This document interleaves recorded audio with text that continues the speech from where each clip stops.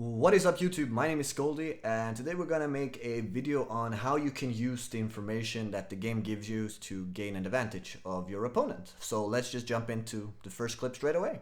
So let's just jump straight into the first clip here. So what we can see here is that we're playing a guy who's gonna park the bus here versus us, and what we're gonna do is we're gonna simply use his cursor that is appearing over his head in order to be able to break him down. And we're just gonna roll the clip through and then we're gonna break it down one by one. But here we can see that we're just patiently holding the ball because this guy doesn't like the pressure.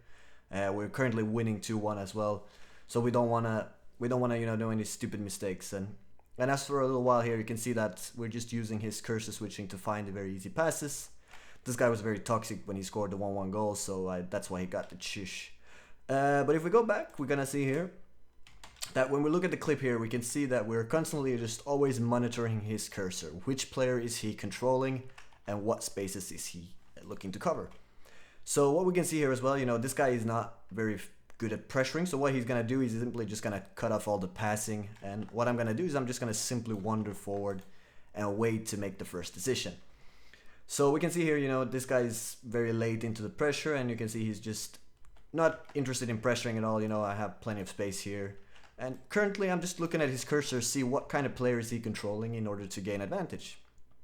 And as we can see here, I'm winning 2-1. We're in the 41st minute of the Foot Champions. And I'm just standing here with my player. He has his player back here. And all he's looking to do is just to cover this kind of space here. And what I'm doing, I'm just looking here and it's like, okay, is he somewhat going to change to this player and pressure me?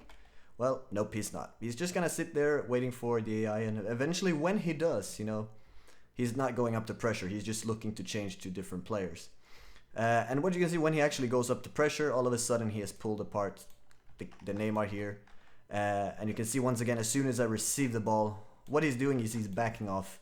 And in order to break down a guy like this, you gotta just look at his cursor and you gotta take your time and be very patient.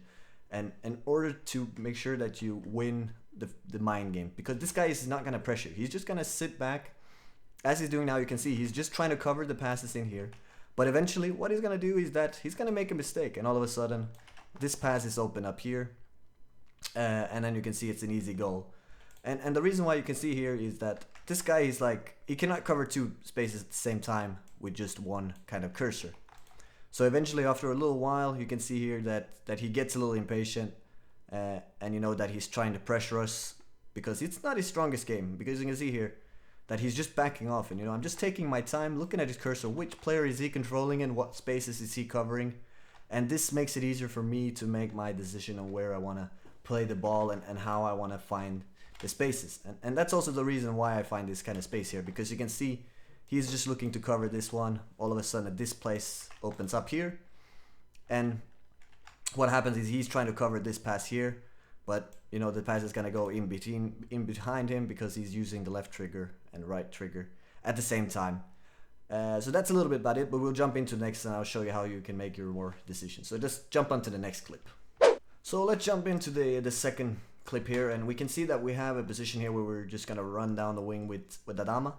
And what's gonna happen is that we can see that first of all we have a situation where we're running in a one-on-one with Pep Guardiola, which is very, very easy win for Adama Traoré because of the pace. But let me just break down quickly, because this is a quick attack and this is just simply utilizing. So first of all, we can see here what I'm doing is I'm looking at what players he's controlling. Once again, you can see he's controlling Pep Guardiola. I'm controlling Adama Traoré. So if we're gonna run beside each other here, of course Adama Traoré is gonna win the duel here. And what he's doing, this guy's changing way too late. He's changing to Lodi here, and Lodi is like 87 pace, so he's gonna be the only one managing to catch up. And you can see then I've already gained the pace. And what I can see here, because this guy, he's thinking of charging at me here, so what I gotta do is I gotta make sure that I beat this guy one-on-one. And if I do, he's not gonna be able to maintain and change to the play here. So it's gonna be an easy pass in here and make sure I create something out of the situation. So what I do is I manage to get a good ball roll here, and as soon as I have this one pass here, I know that this guy is gonna change to this guy. So what I'm gonna see is that as soon as this ball is being played, you can see the cursor is being switched to this guy. And if we just roll a little bit, the pass is a little bit slow.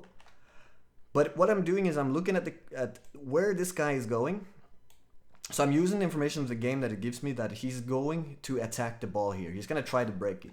And what I do, if I just follow the ball, I'm going to be able to have a shot at the far corner because Neymar, he got the 5-star skills and the 5-star weak foot as well, which is the important thing here. So what I'm going to do is I'm just going to easily just hold in R1 or RB, depending on what console you're on. And this guy is going to be long way behind the situation. We're going to have an easy shot far corner or front post, no matter, depending on how you like to see it. And then we have an easy goal here.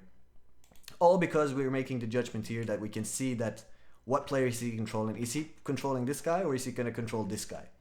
And if he, for example, is controlling this guy, then I would maybe go this way and shoot front post. But so use the information you can gain from the game here.